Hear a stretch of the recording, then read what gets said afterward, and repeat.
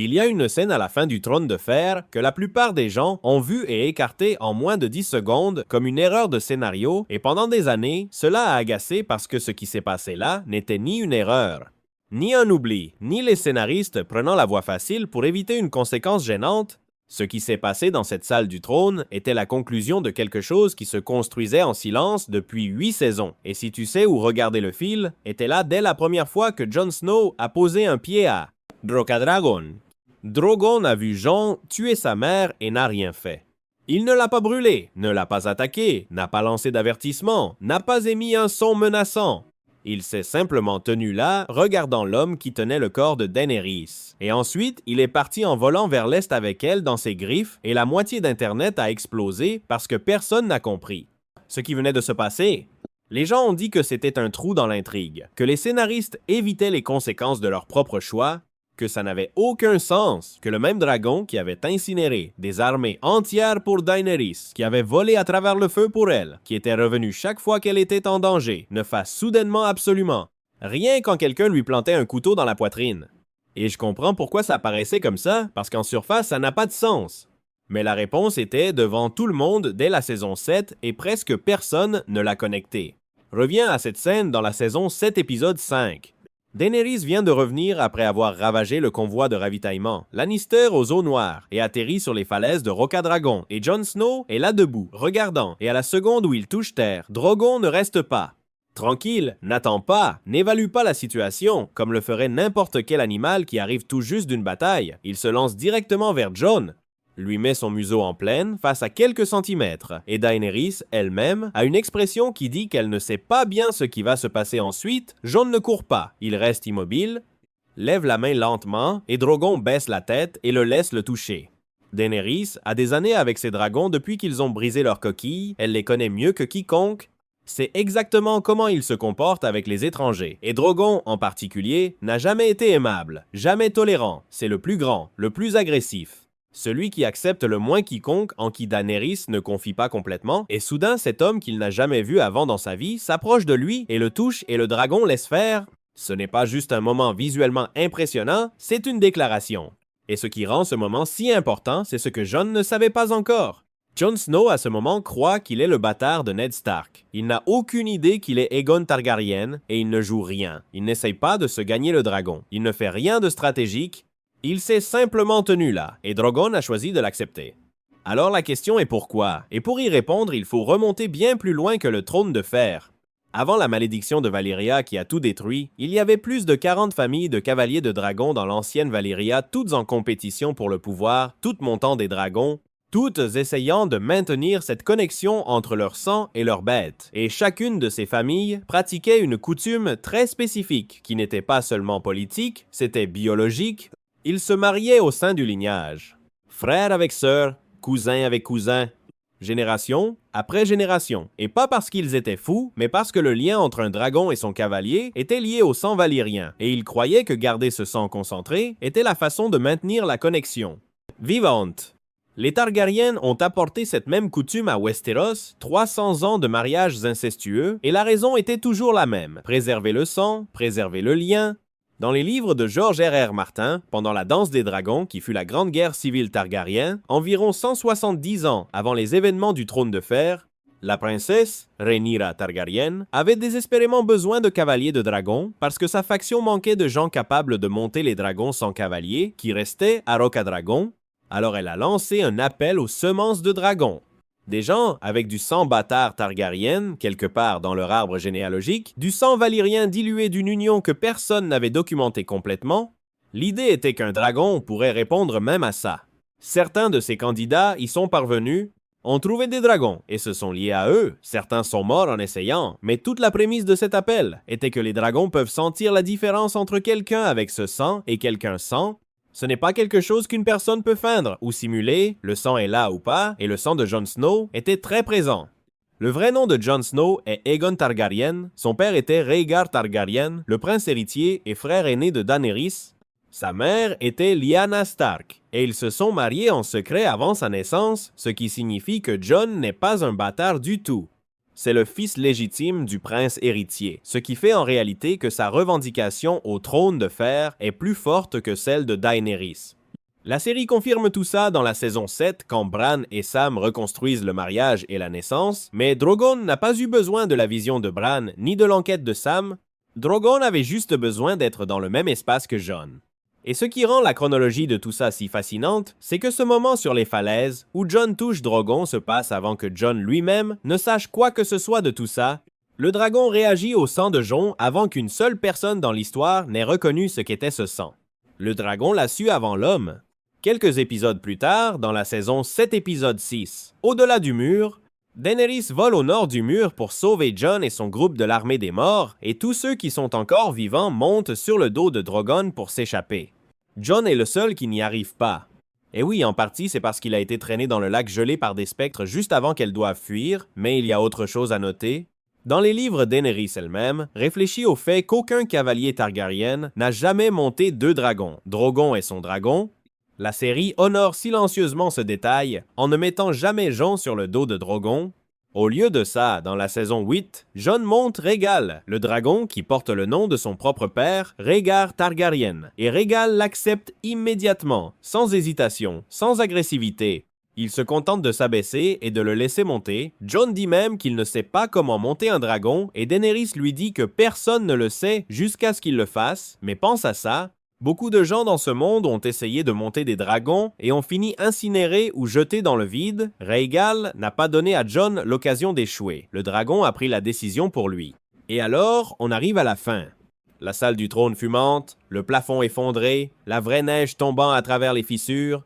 Ce détail importe plus qu'il n'y paraît parce qu'à la saison 2, quand Daenerys a eu sa vision dans la maison des Éternels à Qarth, elle a vu une salle du trône détruite, avec quelque chose de blanc tombant du plafond et les fans ont passé des années à débattre si c'était de la neige ou des cendres. Le script de tournage de la finale y répond directement, c'était toujours de la neige. La vision s'est réalisée seulement pas de la manière qu'elle imaginait. Jon est agenouillé sur le corps de Daenerys, et Drogon entre à travers la fumée et atterrit devant eux et la pousse du museau. Elle ne bouge pas, et le son qu'il fait quand il réalise qu'elle est partie est genuinement l'une des meilleures choses que la série ait faites. Pas besoin de dialogue, tu le sens dans le ventre. Ensuite, il se tourne et regarde Jon. Le script de l'épisode final a été rendu public après la diffusion et contient une note que la plupart des gens n'ont jamais lue sur ce que fait Drogon à ce moment. Les scénaristes ont écrit textuellement qu'il veut brûler le monde, mais il ne va pas tuer Jon, ne va pas le tuer. Ce sont deux choses complètement distinctes. Il y a une intention dans cette façon de l'écrire, et il prend une décision. Drogon ouvre la gorge, le feu commence à s'accumuler, et ensuite il tourne et déchaîne absolument tout contre le mur arrière de la salle du trône. Le trône de fer est là sur le chemin du feu, et ils fond. Le script de la finale est spécifique là. Dessus, aussi Drogon ne visait pas soigneusement le trône, comme s'il en comprenait le sens symbolique. Il a craché du feu contre le mur, et le trône était sur le chemin, ce qui, si tu y penses bien, le rend encore plus intéressant. La destruction du trône de fer n'était pas une déclaration politique délibérée d'un dragon qui comprenait le moment, c'était un sous-produit du deuil dirigé dans la mauvaise direction. Ensuite, il ramasse le corps de Daenerys avec soin, avec ses griffes, et vole vers l'est. Le showrunner, David Benioff, a dit dans le commentaire du DVD sur la scène que si elle ne va pas s'asseoir dessus, personne ne va s'asseoir dessus, ce qui te dit que les scénaristes savaient que ce n'était pas un comportement aléatoire de dragon. Ils écrivaient une créature capable d'identifier la source de tout ce qui a mal tourné. Et il y a plusieurs choses qui se passent en même temps à ce moment et elles ne se contredisent pas, elles s'accumulent. D'abord, il y a les sang. Drogon avait déjà enregistré Jon comme Targaryen, avait permis qu'il le touche sur ses falaises, avait vu comment il montait Rhaegal, et à n'importe quel niveau où un dragon traite le monde, Jon n'était pas un étranger, c'était quelqu'un de reconnu. Tuer Jon aurait signifié tuer le dernier héritier mâle vivant de la maison qui avait lié les dragons pendant des siècles. Toute l'histoire des dragons dans ce monde suggère que ce n'est pas quelque chose qu'un dragon fait facilement si tant est qu'il le fasse un jour. Deuxièmement, Drogon n'est pas un animal sans conscience.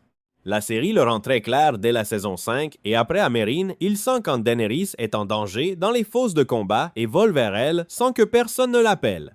Comprend ses commandes avec une précision réelle, distingue entre ennemis et alliés au milieu d'une bataille. Un dragon avec ce niveau de conscience qui a volé avec Daenerys pendant la combustion complète de Port-Réal, qui l'a vu se transformer en quelque chose de différent de la personne qui l'a incubé. Ce dragon est capable de comprendre que Jon n'a pas tué Daenerys pour le pouvoir, il l'a tué pour arrêter quelque chose de pire. Et troisièmement et peu, être le plus douloureux de tout. Drogon savait probablement que le trône était la chose qui l'a vraiment détruite, pas Jon. Son obsession pour lui a coûté Jorah, lui a coûté Missandei, lui a coûté 2 de ses dragons, lui a coûté chaque allié qu'elle avait et finalement lui a coûté son propre esprit. Les gens qu'il aimait sont tombés un par un à mesure qu'elle s'approchait de ce siège. Brûler le trône n'était pas de la fureur, c'était un verdict. Dans le 5e livre de la saga Danse des Dragons, il y a un détail que Martin inclut sur le lien entre cavalier et dragon que la série ne fait qu'insinuer. Il écrit qu'un dragon pourrait être capable de sentir quand son cavalier est en détresse ou est mort. Pas qu'il le sait définitivement, mais qu'il y a une connexion qui va plus profond que la vue ou le son. Drogon n'est pas arrivé par hasard dans la salle du trône au bon moment, il y a été attiré. La même sensibilité qui lui a dit que quelque chose n'allait pas avec Daenerys, et le même système qui a enregistré Jon Snow comme quelqu'un appartenant à la même sang, à la même lignée ancienne qui a d'abord créé le lien entre dragons et famille de cavaliers de l'ancienne Valyria. Ce ne sont pas deux choses séparées, c'est la même chose opérant dans deux directions distinctes. Et ce même système, quand il s'est retrouvé face à la décision de brûler Jon ou pas, a eu un conflit qu'il ne pouvait pas résoudre de la même manière qu'il résout toutes les autres menaces. Chaque autre personne qui avait levé la main contre Daenerys avait disparu, Jon était différent, Jon était du sang de son sang. Alors, le feu est allé ailleurs. Après que Drogon vole vers l'est, la série mentionne, dans la scène du conseil qu'il a été aperçu, se dirigeant vers Volantis, une des grandes cités libres d'Essos, et c'est mentionné presque comme un détail mineur, quelque chose dans une longue liste de problèmes pour le nouveau conseil à résoudre, et ensuite, la conversation continue. Mais Volantis n'est pas une destination aléatoire. Elle est à l'embouchure du fleuve Rhoyne et sert de porte vers l'est en direction des ruines de l'ancienne Valyria elle-même. Drogon avait déjà passé du temps dans cette région, avant pendant la période où Daenerys régnait à Meereen et lui était partie seule. Jorah et Tyrion l'ont vu voler au-dessus des ruines de Valyria pendant leur voyage à travers le détroit fumant dans la saison 5. Il était attiré de retour là où tout a commencé. Et après la mort de Daenerys, voler vers l'est avec son corps n'est pas un deuil sans direction, c'est rentrer à la maison, portant le corps de sa mère vers l'origine de tout ce qu'elle était. Dans les livres, Drogon disparaît de Meereen par période tout au long de l'histoire, on le voit dans différentes parties d'Essos, toujours en mouvement, toujours revenant quand Daenerys en a besoin, jamais complètement apprivoisé, jamais complètement parti. Ça ne change pas avec sa mort, ça change juste la direction. Il y a eu un projet de série dérivé sur Jon Snow qui avait le titre provisoire Snow qui était en développement chez HBO. Kit Harington est celui qui a proposé l'idée, décrivant un concept sur un soldat essayant de trouver sa place après que la guerre se termine, mais après quelques années de développement, le projet a été mis de côté. Harrington a confirmé en 2024 qu'il est abandonné parce qu'ils n'ont pas trouvé une histoire qui enthousiasmait tout le monde. Alors si Drogon et Jon se retrouvent éventuellement, au moins en live action, c'est une question ouverte pour l'instant. Mais le fait que le spin-off soit allé si loin pour être pris au sérieux dit quelque chose, l'histoire de Jon ne semblait pas terminée. Un Targaryen exilé au nord du mur, le dernier héritier mâle de sa maison et un dragon volant vers l'est en direction de l'origine de cette maison. Ce sont les deux extrémités du même fil. La décision de Drogon dans cette salle du trône est l'un des moments les plus débattus de toute la série et je pense qu'on l'écarte trop vite comme une commodité narrative parce que les gens s'attendaient à ce qu'un dragon se comporte comme un chien d'attaque qui va après la personne qui a fait du mal à son maître et basta. Mais Drogon n'a jamais été juste un chien d'attaque. C'était le dernier être vivant connecté à un lignage qui avait façonné l'histoire de 2 continents. Il avait passé 8 ans à grandir aux côtés de Daenerys, à combattre ses guerres, à la porter en sécurité, à la regarder changer. Et quand tout s'est terminé, il n'a pas choisi la violence. Il a choisi de reconnaître quelque chose de plus ancien que le moment où il se tenait. Jon Snow s'est tenu debout dans les ruines de la salle du trône et n'a pas brûlé. Pas parce que la série avait oublié de quoi Drogon était capable, mais parce que quelque chose dans le sang, ou la magie, ou ce que les Valyriens ont tissé dans le lien entre leur famille et leurs dragons, il y a 300 ans a dit « Celui-ci est des nôtres ». Et le feu est allé au trône. Et honnêtement, pour une série sur ce que le pouvoir fait aux gens, il n'y a pas de meilleure fin pour un dragon que de détruire la chose qui a tout commencé. Si cette analyse a changé la façon dont tu vois cette scène, abonne-toi parce qu'il y a beaucoup plus dans ce monde que la série a laissé enterrer sous la surface. Chaque semaine, on plonge au fond du lore du Trône de Fer et il y en a encore beaucoup d'où ça vient. Laisse dans les commentaires ce que tu penses que fait Drogon après. Retourne à Valyria, trouve Jon à un moment. C'est ce qui me trotte dans la tête à moi.